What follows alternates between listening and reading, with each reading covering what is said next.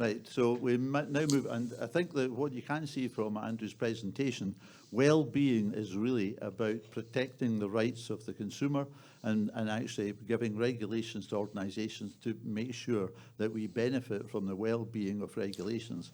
And when I said that Gordon Brown scrapped regulations in banking and banks were screwed, he didn't actually do it. The banks did it themselves, because removing regulations, as Andrew said, had been in there for over 100 years. You know, you've got to ask yourself, why are the regulations there? They weren't created just for the fun of it. They were created to control the behaviour of individuals who ran these organisations. And if any of you recall the inquiry into the demise of the Royal Bank of Scotland, you might recall that Lord McFall, at the public inquiry, asked Fred Goodwin, "How many banking qualifications do you have, Mr. Goodwin?" And he rather sheepishly replied, "Sorry, I don't have any banking qualifications." So that's what happens when you give an unqualified person the chief executiveship of one of the largest banks in the world. He had no knowledge of banking regulation. And who do I blame for that? I blame the corporate shareholders. So let's move on to the next issue of well-being and introduce my other fellow colleague, Jim Osborne, to give a presentation on pensions, which are important to all of us. Thanks, Ian. Thank you very much. I'll just say a few words about myself, first of all, because I've had a deep interest in pensions for over 25 years, when I was still an active trade union representative when I was at work. And I was elected as a workers' trustee on our workplace pension scheme. And my interest in pension was really driven by a desire, a recognition that pension funds wield enormous financial power and manage huge assets. There's been references yesterday, I think by Robin and by Craig from Commonweal, to the importance of the Scottish National Investment Bank, and that is going to be an important institution in independent Scotland. But a National Investment Bank is never likely to manage the value of money that pension funds control. In the UK at the moment, pension funds manage about £3 trillion in assets. No bank is that big. On a population pro rata basis, I would say that would indicate that Scottish citizens have assets in the region of 200 to 250 billion. So the first question I've really been thinking about for a long time is, how do we harness the potential of those assets to benefit our own economy and our own people? And that's really what the focus of this talk is going to be about.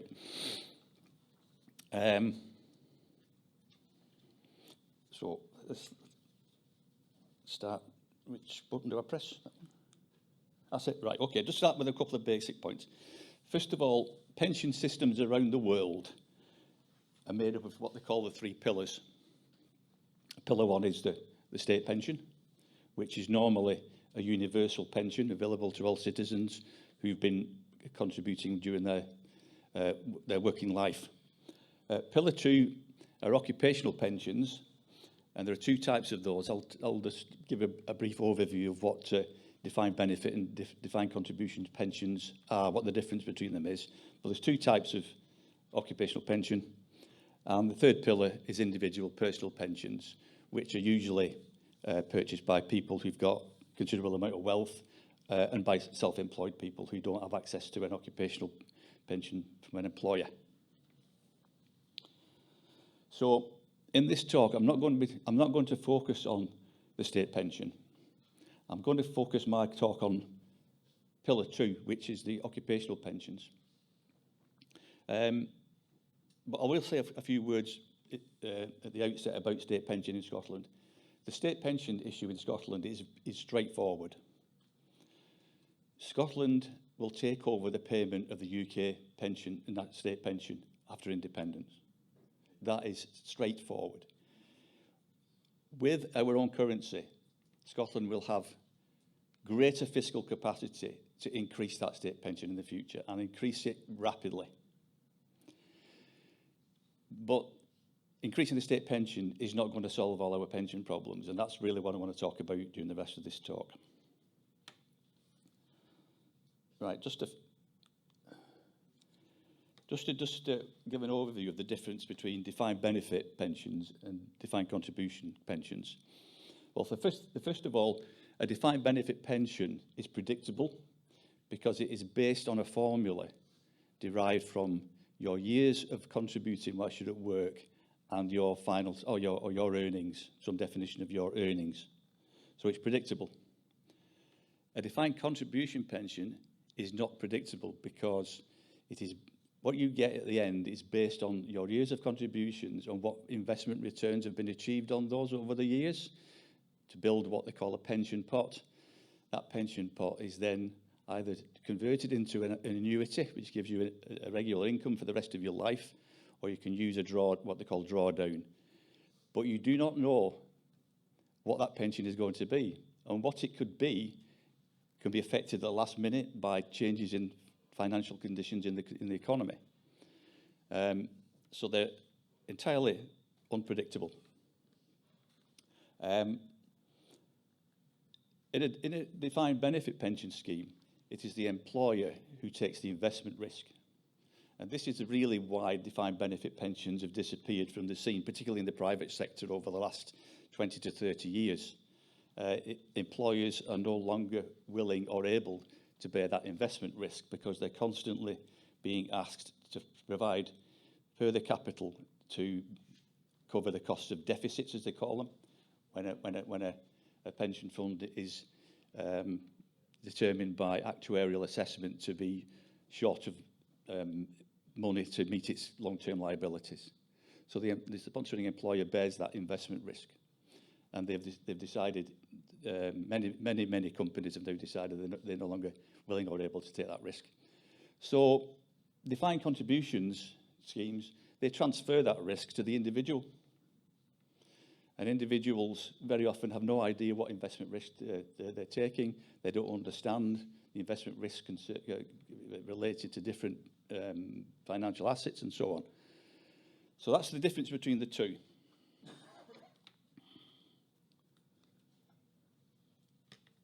At independence, we will inherit the pension legacy from the UK, which is one of the poorest state pensions in the developed world, and a heavy reliance on second pensions. Basically, the UK has largely privatised its pension system. That is something that we need to change in Scotland. Now, this is what I think the ambition should be for an independent Scotland. The first part of this is to restore defined benefits and make them universally available to everybody. And the second one is to use those funds that are not paying pensions to invest in our economy, to take ownership of infrastructure, to take back ownership of assets and companies which are under foreign control, and to help start and grow new Scottish businesses which could become successful in the future and keep them Scottish. So I'm going to try and go over the whys and the hows we might do that. Okay, well, the first point I want to make is that increasing the state pension alone is not going to provide adequate pensions in Scotland. And demand for second pensions will remain. So we need to consider what we do about providing them. Okay, on this table, what I've set out is what they call the replacement rate. The replacement rate is the percentage of your earnings that a pension represents. So at the moment, the old pre-2016 annual state pension in Scotland, in the UK, is £9,152. That is a replacement rate of just 38% of earnings in the lowest decile, the 10th percentile. The new UK state pension represents a replacement rate of 50%. Now, even if Scotland increased its annual pension to £400 a week, for somebody at median earnings, that pension would represent 54% of their earnings. That is a big drop in income at retirement. So that's why there will remain a demand for second pensions, because people will look for additional sources to increase that retirement income. So that's why we need to think about what we do about second pensions. So the question is, how do we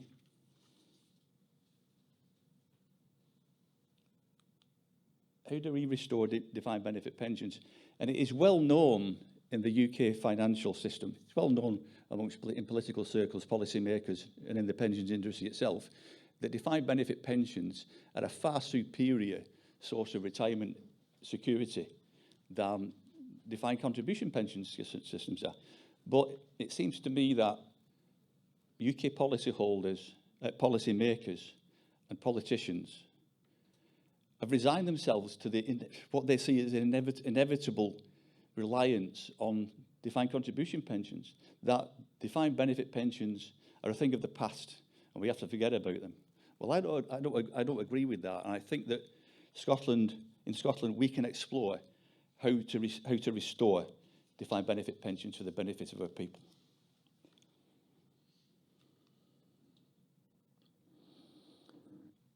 And they can be restored by creating a single national pension fund.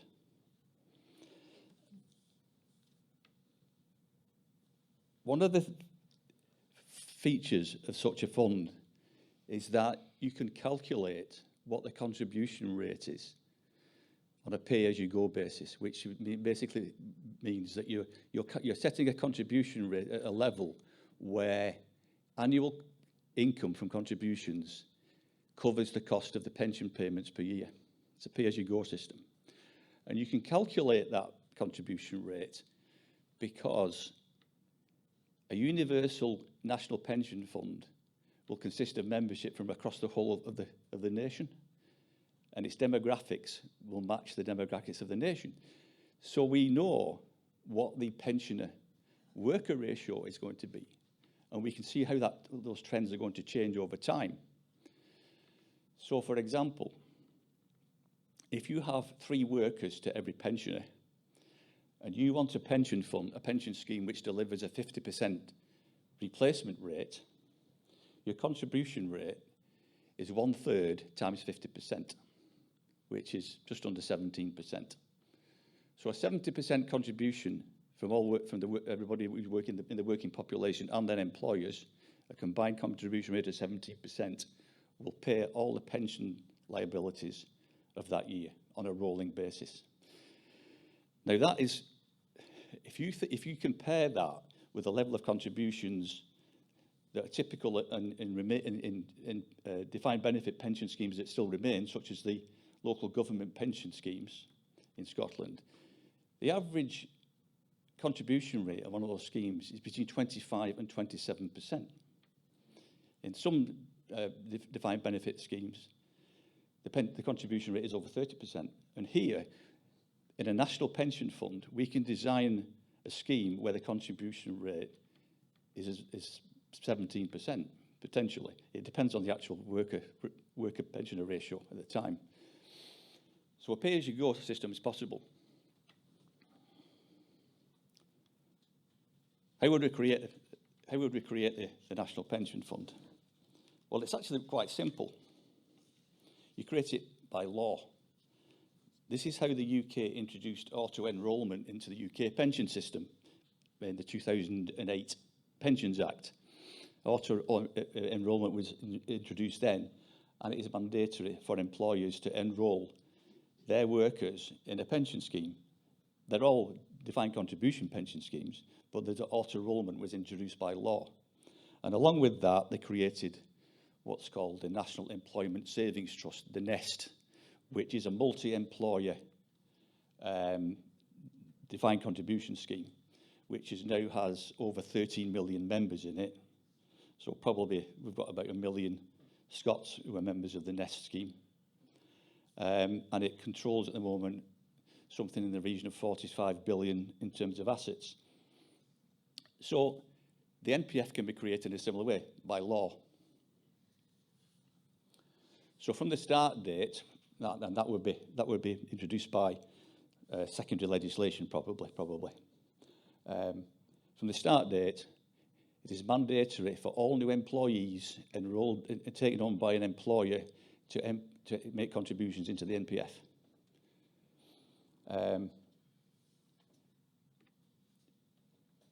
So the employees and employees pay contributions to the NPF. The contribution rate could be something in the region of between 15 and 20%. And once established, you then offer the opportunity for existing workers who have already been working before the NPF was formed and who have got a pension scheme or maybe several pension schemes already, you give them an opportunity to transfer into the NPF. Now, if that would be a huge incentive for workers who've only got a defined contribution pension, because they can convert that defined benefit contribution pension into a defined benefit pension. Huge benefit from that.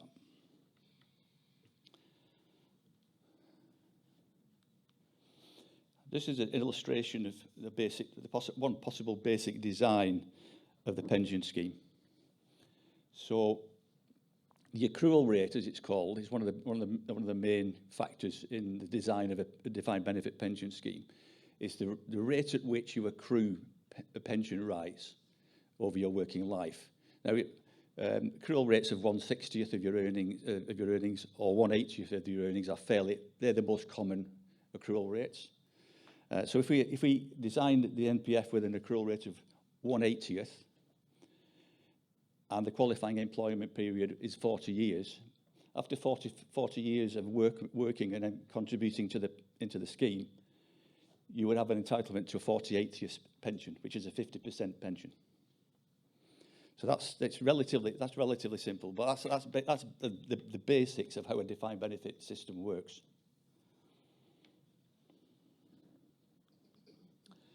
Now, one of the important things about this initial founding membership of the NPF, as I call it, the founding membership, these are the new workers who join because of auto-enrolment after day one.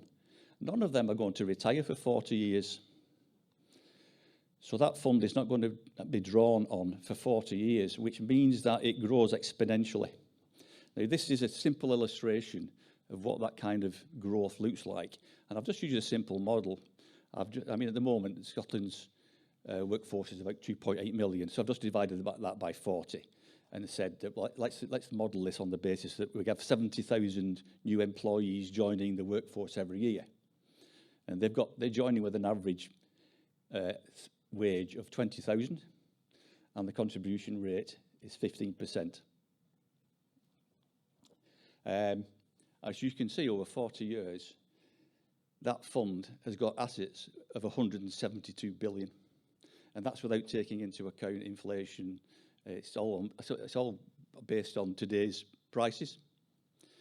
So that implies that the potential of this fund is to go to the size of Scottish GDP. It is enormous. Now, if you add to that the assets that are brought in by existing workers who transfer in, you have got an enormous wealth fund. We can use that wealth fund to support the development of our economy, to take ownership of infrastructure, to take back ownership of assets under foreign control and ownership, and to start to build new companies which will succeed and compete in the world. So the potential is absolutely enormous. And as I said at the beginning, there is no Scottish National Investment Bank that can match that for scale.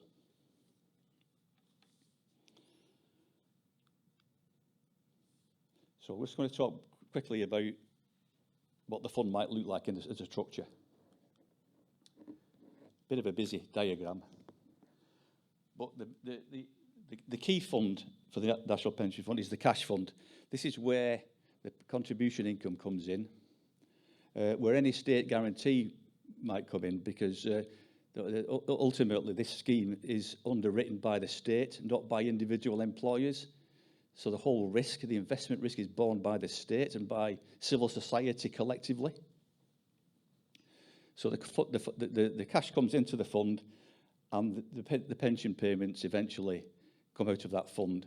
But because a large number of this membership are not going to retire for 40 years, there's going to be a growing, each year, the fund available for investment is going to grow steadily. So those funds can be allocated for investment. So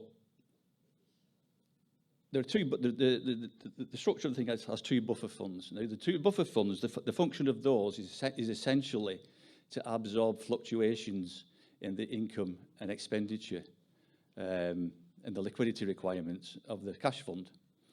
So when you have income exceeding pension benefits, you've got extra cash, you can park it in one of these buffer funds, and those will invest in what are normally treated as liquid assets, such as government bonds and high-quality corporate bonds, and you can invest others in a selection of company shares.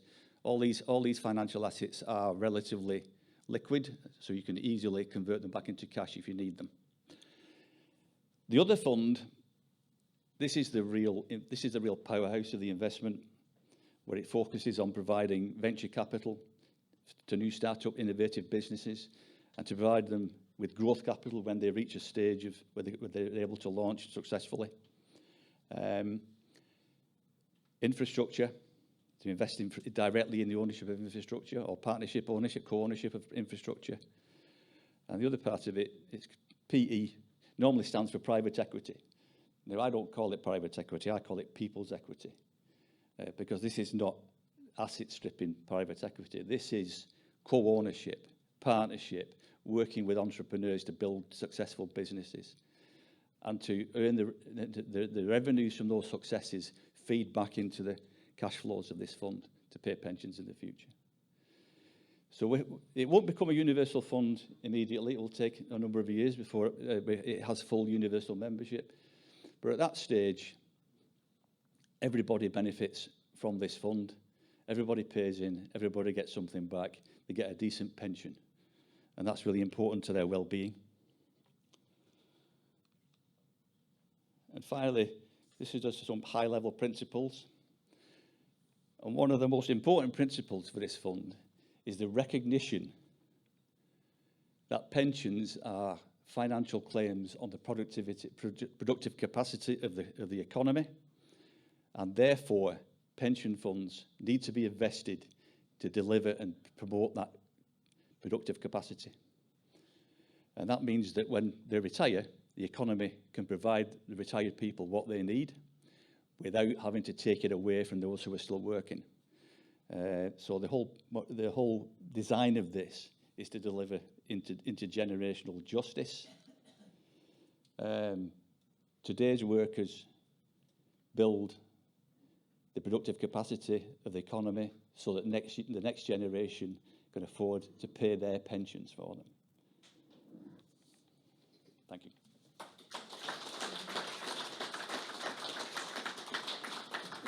you. Thank you, Jim. Jim specifically asked me to remind him when he'd done his 20 minutes, because he wants to get feedback from yourself as an audience. This is such an important issue. It is a well-being issue, and younger people in the room will think, well, pension is for these old people, but it's actually not. I've got two daughters who are both in their 40s, and they're already worrying about their pension. And, you know, pension is very important in terms of creating a well-being economy for all of us. So, questions? I'm looking for a new face first. Gentleman in the white shirt there. Ian Grant, what happens to those of us who have occupational pensions when, on the day of independence or in the period, do we do we stay with our current schemes, or do we move over to your new proposed sort of schemes? Okay, that's a really important question. Well, first of all, people like me who are already getting a pension, nothing will change for us apart from the fact that my pension's paid from a UK pension fund. My pension will still continue to be paid in GB pounds. I will have the option of converting that into Scottish pounds by having my own Scottish pounds account. For people who are still working and have got pension schemes that they're participating in, they will probably want to take some financial advice to consider what their options are. This fund gives people another option, and that is to convert their inferior DC pension into a DB pension scheme. So for them, there's a big incentive to transfer. But it's probably still sensible for people to take financial advice, to look at their options, because they can stay where they are if they wish. Transferring into the National Pension Fund is not going to be mandatory. It is mandatory for all new workers. So after 40 years, there won't be anybody who needs a pension from any other source. But in the interim, there'll be a transition period where we'll have a mixture of things. But the founding members, they will have the benefit of a defined benefit pension from day one.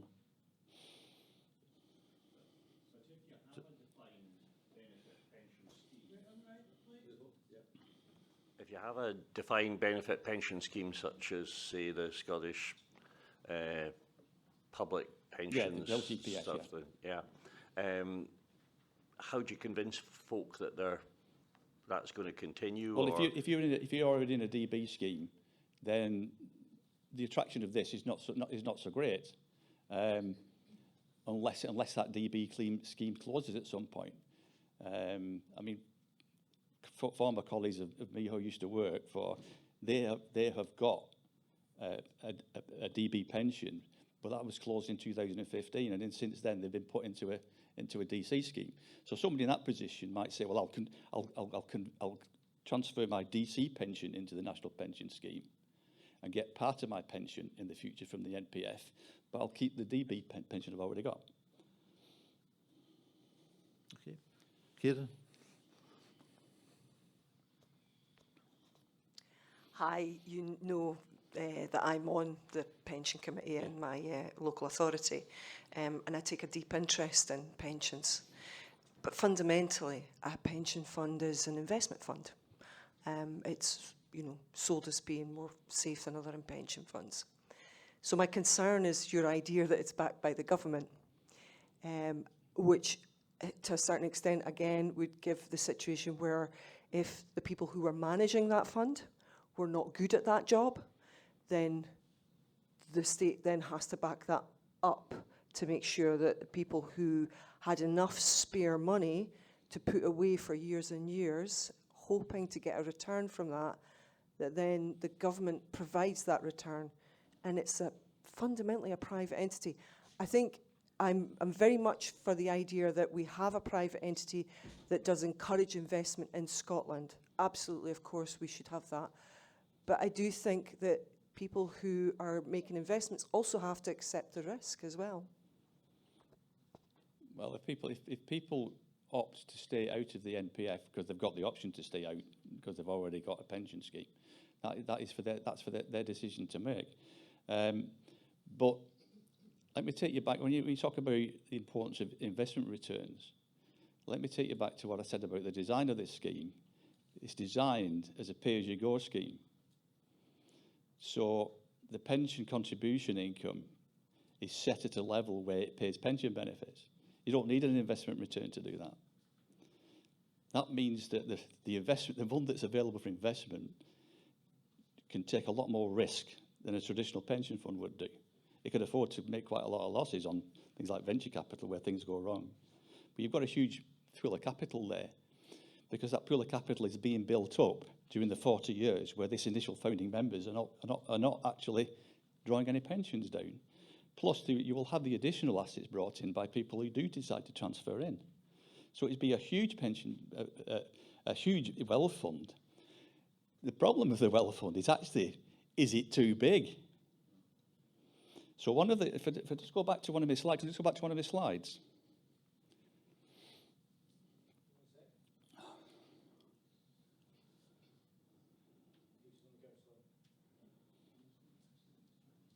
Yeah, so anyway, if there are excess funds in the fund, i.e. the fund is fully invested in developing Scotland, there isn't any more, there's no real any further purpose for it, then there are various options that you could do with that excess cash. You could, right.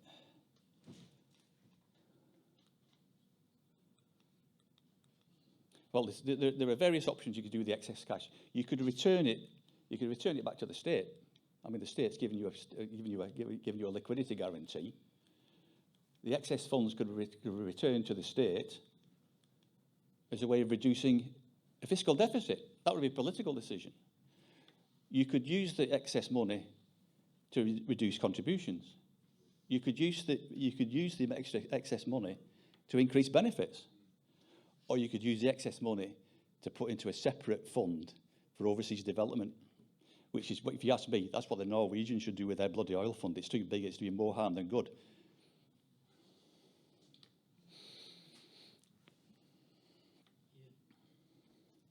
Hiya.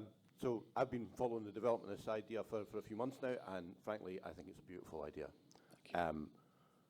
I would want to see more development of the idea of the Fund B. I think perhaps you might want to have that Fund B invest in intermediaries that then invest directly in the economy. So build up something like a Sparkassen network, where, or build on the Scottish National Investment Bank, which frankly isn't a bank, it's an investment fund. But if it became a bank, then suddenly it would have way more leverage to invest the funds that you then invest in it, to then invest in the Scottish economy. And that way you build up a network of expertise in how, like VC firms, for instance, that, so you wouldn't have to build up that expertise. You wouldn't be the point of failure in investing your money in the economy. You would invest it in other groups that had the expertise and that went out and invested it in the Scottish economy. But crucially, investing it in the Scottish economy is the core thing that I'm really attracted to. Yeah. How this fund attracts the expertise to identify the right opportunities and to support new companies to develop. That's an issue that's an issue that's not. I can't make a decision on that, but it's an issue we need to talk about, because in some of these big global pension funds around the world, some of them do all their stuff in-house, but most pension funds outsource their stuff to specialist asset managers. So you'll get specialist venture capital funds which operate independently. So there are different ways we can do this, and it depends what works the best thing. Let's be pragmatic about this. Let's not decide this is what we're going to. Let's see what we've got and what will work. Be pragmatic about it. I was going to say something else, but I just lost the train of my thought there. Sorry. Okay, Jim, we've just got time for a couple of very quick questions. I think this gentleman, no, Thibault, right? Okay.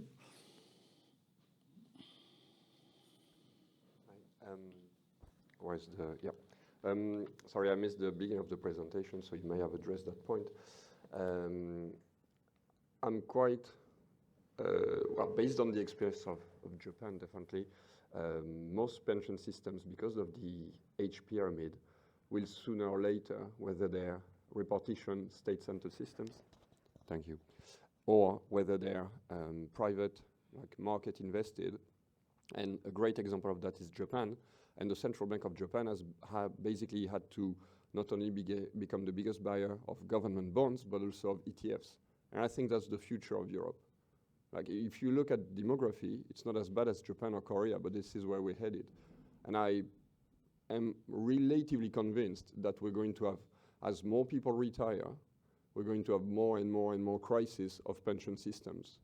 And all the debates we have about public debt right now, I think they will look like, walk in the park 10, 20 years from now.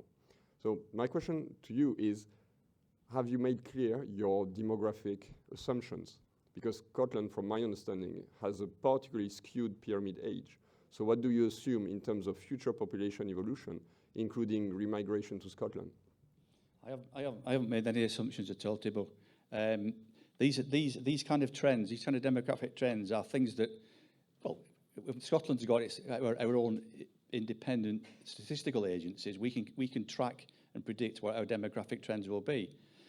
And the contribution regime into this fund will reflect those changes. So I used an example earlier on about the worker pensioner ratio being 3 to 1. It's not going to be 3 to 1 in 40 years' time. It might be 2.5 to 1. It might be 2 to 1. That means that the contribution rate for the scheme will have to adapt to that. But so will things like its replacement rate, the relative size of the NPF pension relative to the state pension. The state pension might have to be a bigger proportion of the total pension, and the NPF smaller. These things are not predictable at the moment, but the whole system, state pension, NPF pension working together, is incredibly flexible. Incredibly flexible. Okay. Executive decision. Calling end to the questions. Jim is going to be available over lunch, anybody, and he's looking for feedback from you all. He's very, very keen to get feedback on his ideas. So I'd like you all to thank Jim for an excellent presentation.